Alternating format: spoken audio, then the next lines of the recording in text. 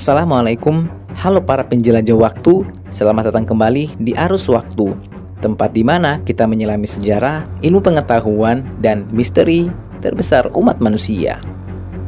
Terima kasih untuk kalian semua yang selalu setia mengikuti perjalanan ini. Dukungan kalian adalah bahan bakar utama bagi kami untuk terus mengungkap rahasia masa lalu dan masa depan. Jadi jangan lupa untuk like, share, dan subscribe agar kita bisa terus bertualang bersama. Hari ini kita akan membahas sesuatu yang sudah ribuan tahun menjadi bahan perenungan dan perdebatan, yaitu kiamat.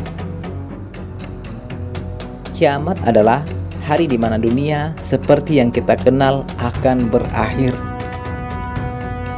Setiap agama memiliki pandangan unik tentang bagaimana dan kapan akhir zaman itu terjadi, lengkap dengan tanda-tandanya.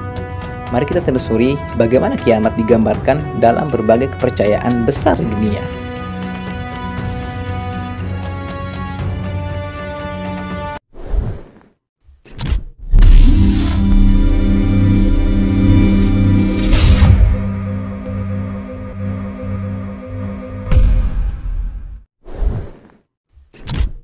Islam. Dalam Islam, kiamat disebut sebagai Yaumul Qiyamah, yaitu hari kebangkitan, hari penghakiman, hari di mana seluruh manusia akan dikumpulkan untuk mempertanggungjawabkan amal perbuatan mereka. Tanda-tanda besar kiamat meliputi munculnya Dajjal, yaitu sosok pendusta besar yang membawa fitnah, mengaku sebagai Tuhan dan akan menyesatkan banyak orang. Turunnya Nabi Isa, yaitu Nabi yang akan membunuh Dajjal dan membawa keadilan. Matahari terbit dari barat, sebuah tanda besar bahwa waktu pertobatan telah habis. Keluarnya Ya'juj dan Ma'juj, kaum perusak yang menyebar kerusakan di muka bumi. Tiupan sangkakala oleh malaikat Israfil yang akan mengawali kehancuran alam semesta.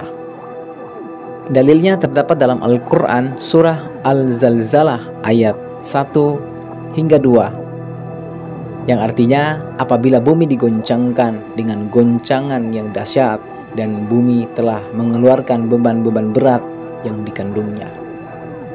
Pembahasan tentang kiamat dalam Al-Quran tersebar di banyak surah, baik secara langsung maupun simbolis.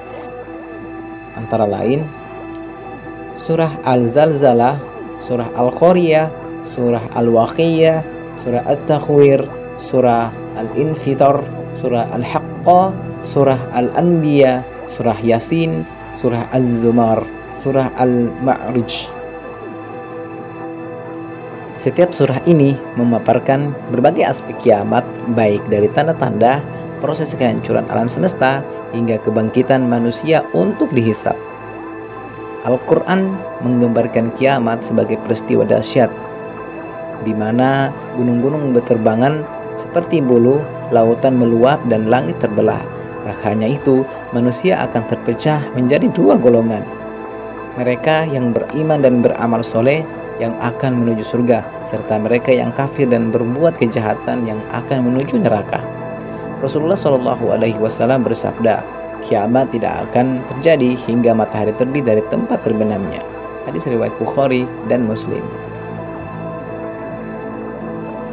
Dalam hadis, Rasulullah SAW juga mengingatkan umatnya bahwa sebelum kiamat besar terjadi, akan ada kiamat-kiamat kecil berupa bencana alam, fitnah, dan kekacauan di seluruh dunia. Ini menjadi pengingat bagi umat Islam untuk selalu bertakwa dan mempersiapkan diri.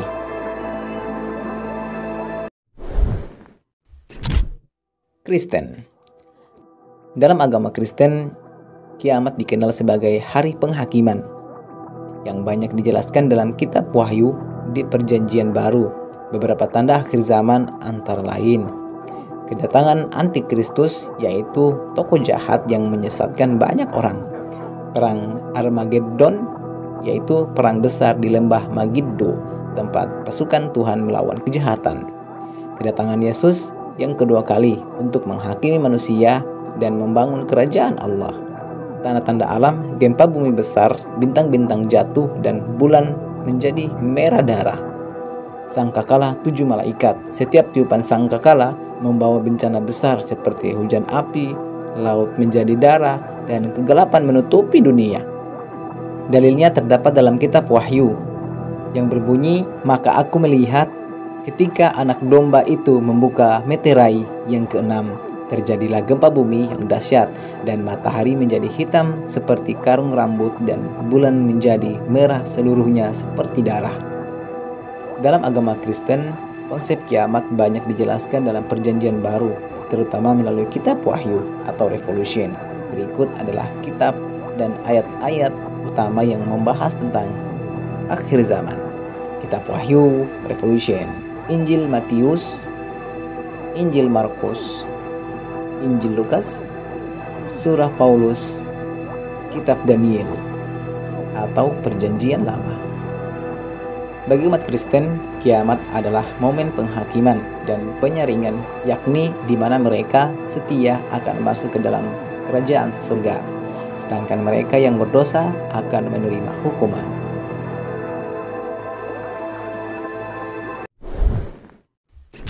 Yahudi.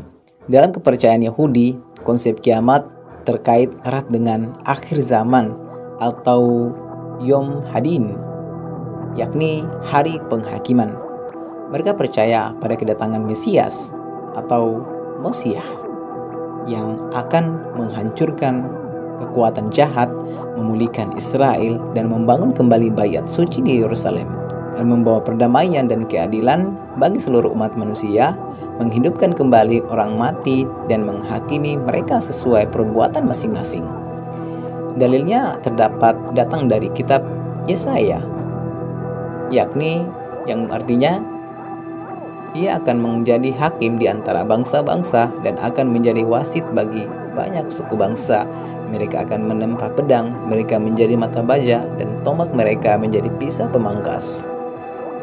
Dalam agama Yahudi, konsep kiamat atau akhir zaman juga memiliki landasan kuat meskipun lebih berfokus pada kedatangan Mesias dan pemulihan dunia daripada kehancuran total. Berikut adalah sumber utama dalam kitab Ibrani, Tanakh, yang membahas kiamat. Kitab Daniel, kitab Yesaya, kitab Yehezekiel, kitab Zakaria, kitab Mazmur. Dalam tradisi Yahudi, kiamat bukan hanya soal penghancuran, tetapi lebih ke arah pembaruan dunia. Mereka percaya bahwa setelah masa kesesatan dan perang besar, Mesias akan datang, Bait Suci akan dibangun kembali, dan era perdamaian universal akan dimulai. Agama Hindu. Dalam agama Hindu, kiamat dikenal sebagai bagian dari siklus Yuga, yakni 4 zaman besar yang terus berulang, yaitu Satya Yuga, Treta Yuga, Dvapara Yuga, dan Kali Yuga.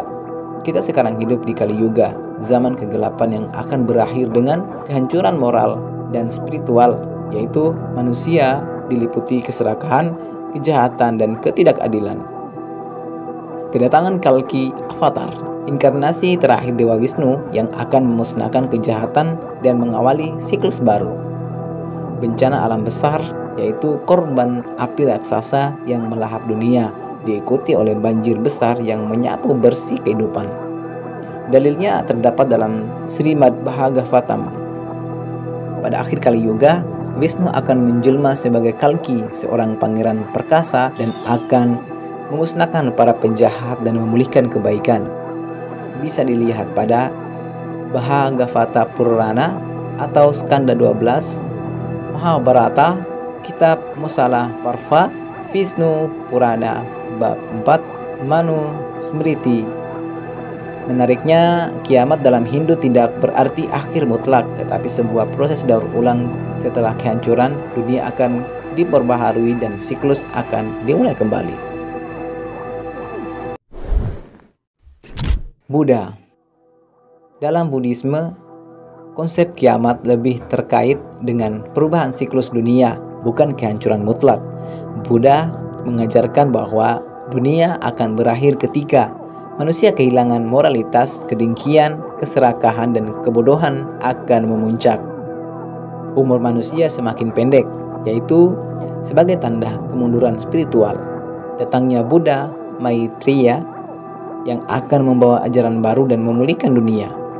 Keruntuhan alam, bencana besar yang melambangkan perubahan siklus kosmis. Dalilnya terdapat dalam Cakkavatti-sihānada Sutta yang artinya akan tiba suatu masa ketika manusia menjadi sangat bejat, usia mereka berkurang drastis dan dunia akan mengalami kehancuran sebelum Maitreya muncul untuk memulihkan Dharma.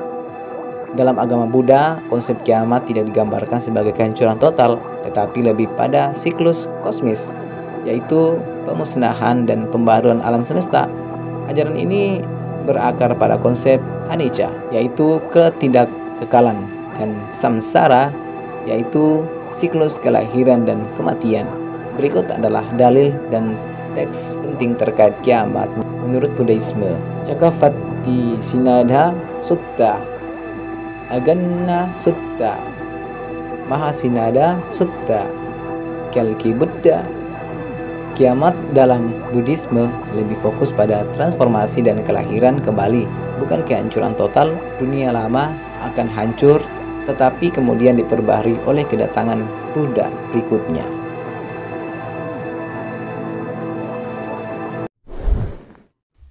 Meskipun tiap agama memiliki versi kiamatnya sendiri, ada benang merah yang menghubungkan semuanya.